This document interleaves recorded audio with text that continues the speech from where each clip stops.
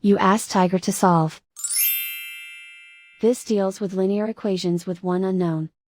The final result is x equals 3/16. Let's solve it step by step. Group all x terms on the left side of the equation. Add 3x to both sides. Simplify the arithmetic.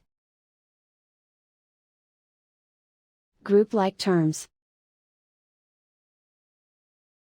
Simplify the arithmetic. Isolate the x. Divide both sides by 8. Simplify the fraction. Simplify the arithmetic.